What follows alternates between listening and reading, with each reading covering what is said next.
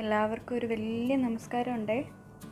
ഇന്ന് നമ്മളൊരു അടിപൊളി ചിക്ക്പീ കറിയാണ് ഉണ്ടാക്കുന്നത്. ചിക്ക്പീ അറിയാമല്ലോ, വെള്ളക്കടല. എല്ലാവരും ഉണ്ടാക്കുന്ന പോലൊന്നും അല്ല ഇതൊരു സ്പെഷ്യൽ കറിയാണ്. ഇത് സത്യം പറഞ്ഞാൽ ഇതിൻ്റെ ഒരു ഒറിജിനൊന്നും എനിക്ക് അറിഞ്ഞുകൂടാ, കാരണം ഇതെനിക്ക് അമ്മ പറഞ്ഞു തന്നൊരു റെസിപ്പിയാണ്. എന്തായാലും നമുക്ക് ചെയ്ത് നോക്കാം. ഇതിനിപ്പം വേണ്ട സാധനങ്ങൾ ഇതൊക്കെയാണ്. ഞാനൊരു 1 കപ്പ് വെള്ളക്കടല എടുത്ത് ഒന്ന് തലേദിവസം വെള്ളത്തിലിട്ട് വെച്ചിട്ടുണ്ടായിരുന്നു. അപ്പം അത് ഏകദേശം ഇത്രയും വരും. പിന്നെ കാഷ്യൂനട്ട്സ് ഒരു 8-10 ഞാൻ എടുത്ത് വെച്ചിട്ടുണ്ട്. അത് സോക്ക് ചെയ്തൊന്നും വെക്കേണ്ട കാര്യമില്ല.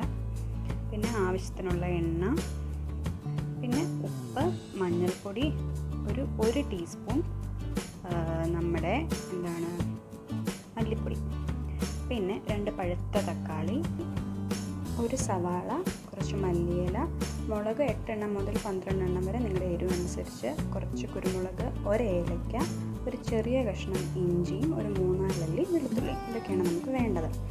ഇനിയിപ്പോൾ ആദ്യം നമ്മൾ എന്താ ചെയ്യുന്നത്, നമുക്ക് നമ്മുടെ വെള്ളക്കടല ഒന്ന് വേവിച്ചെടുക്കാം.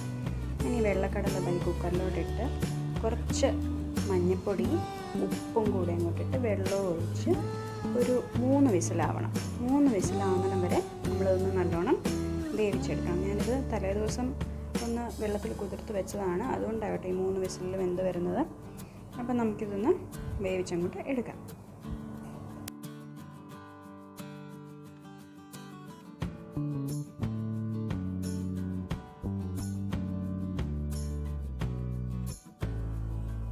കണ്ടോ, നല്ല പാകത്തിന് നമ്മുടെ കടല വെന്ത് വന്നിട്ടുണ്ട്.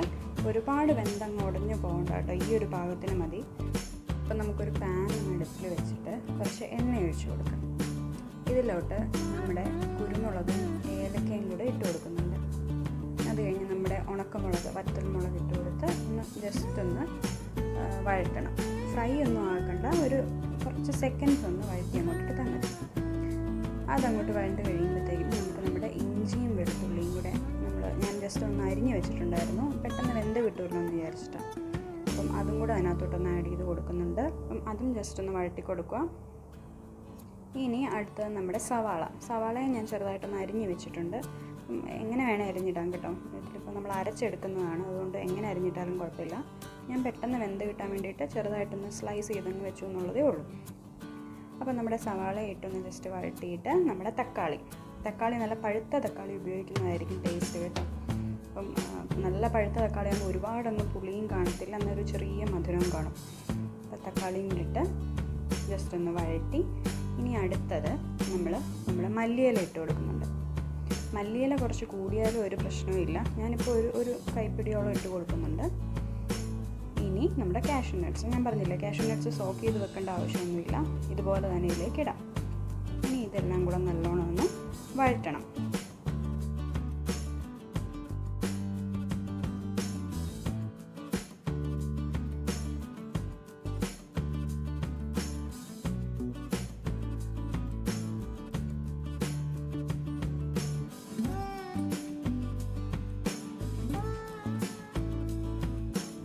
അതെ, നമ്മുടെ സാധനങ്ങളൊക്കെ നല്ലോണം വഴണ്ട് വന്നിട്ടുണ്ട്, കണ്ടില്ലേ. ഇനിയിപ്പോൾ നമുക്ക് നമ്മുടെ പൊടികളും കൂടെ ഇട്ട് കൊടുക്കാം. ഞാൻ 1 ടീസ്പൂൺ മല്ലിപ്പൊടി എടുത്തിട്ടുള്ളൂ. മല്ലിപ്പൊടി കൂടരുത്, ഇത്ര തന്നെ മതി. ഒന്നും തന്നെ വേണമെന്നില്ല, കുറച്ച് കുറഞ്ഞാലും തിരക്കിടില്ല, കൂടിപ്പോകരുത്. പിന്നെ മഞ്ഞൾപ്പൊടിയും ഉപ്പും നമ്മുടെ ഇപ്പോൾ പൊടികളും കൂടി ഇട്ടിട്ട് ഇത് നല്ലോണം ഇനി വഴറ്റി കൊടുക്കണം. നമ്മുടെ പൊടികളുടെയൊക്കെ പച്ചമണമൊക്കെ മാറി നമ്മുടെ തക്കാളിയും സവാളയൊക്കെ നല്ലതായിട്ട് വെന്ത് കുഴഞ്ഞ് വരണം കേട്ടോ.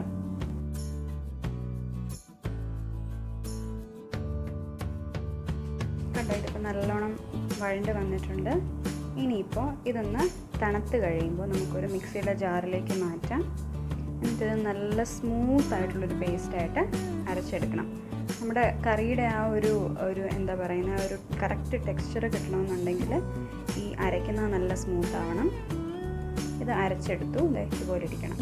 ഇനിയിപ്പോൾ നമുക്ക് ഈ പാനിലേക്ക് തന്നെ തിരിച്ചത് മാറ്റാം. അപ്പോൾ നമുക്ക് വേണമെങ്കിൽ ഒരു 1/2 ഗ്ലാസ്സോളം വെള്ളം ഒഴിച്ചു കൊടുക്കാം. വെള്ളം ഒഴിച്ച് കൊടുത്ത് ജസ്റ്റ് ഒരു 2 മിനിറ്റ് അതൊന്ന് വഴറ്റണം. ഇനി നമ്മൾ ഓൾറെഡി കുക്ക് ചെയ്ത് വെച്ചിരിക്കുന്ന നമ്മുടെ വെള്ളക്കടല ഇതിലേക്ക് ഒഴിച്ചു കൊടുക്കാം. ഇനിയിപ്പം നമുക്ക് കൂടുതൽ വെള്ളമൊന്നും ഒഴിക്കേണ്ട ആവശ്യം വരത്തില്ല, നമ്മൾ ആ കടല വേവിച്ച വെള്ളം ഇതിനകത്തോട്ട് ഒഴിക്കുന്നുണ്ട്. ഇനി ഉപ്പൊക്കെ ഒന്ന് നോക്കി കറക്റ്റാണോ നോക്കി ഒന്ന് തിളപ്പിക്കാം. തിളപ്പിച്ച് നിങ്ങൾക്ക് വേണ്ട ഒരു കൺസിസ്റ്റൻസി ആകുമ്പം നമുക്കിത് ഓഫ് ചെയ്യാം. ഇത്രയേ ഉള്ളൂ, സംഭവം തീർന്നു. പെട്ടെന്നായില്ലേ നമ്മുടെ കടലക്കറി. അപ്പോൾ ഈ കറി ഉണ്ടല്ലോ നമ്മുടെ കുഞ്ഞു മക്കൾക്കൊക്കെ എന്തായാലും നല്ലോണം ഇഷ്ടപ്പെടും. അപ്പോൾ എല്ലാവരും ഒന്ന് ട്രൈ ചെയ്തിട്ട് എൻ്റെ റിസൾട്ട് എന്തായെന്ന് എന്നെ ഒന്ന് അറിയിക്കണം കേട്ടോ. പിന്നെ നമ്മുടെ ചാനൽ ഇതുവരെ സബ്സ്ക്രൈബ് ചെയ്തിട്ടില്ലാത്തവരൊന്ന് ചെയ്തേക്കണേ. അപ്പോൾ ഇനി അടുത്ത വീഡിയോയിൽ കാണാം. Thank you so much.